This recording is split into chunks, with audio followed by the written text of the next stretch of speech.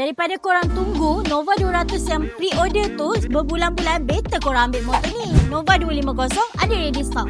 So, untuk design dia menggunakan design Messi scooter. Motor ni pun dia compact, ringan dan sangat sesuai untuk korang bawa dekat jalan bandar tau. So, untuk enjin dia pula, dia menggunakan 244cc dengan single cylinder dan juga single overhead cam. Dia menghasilkan 25 horsepower dan 23 torque.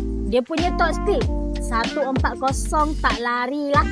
So, meter dia menggunakan TFT panel 7 inci. Dekat meter ni korang boleh monitor dashcam, TPMS, TCS dan juga korang boleh tengok map.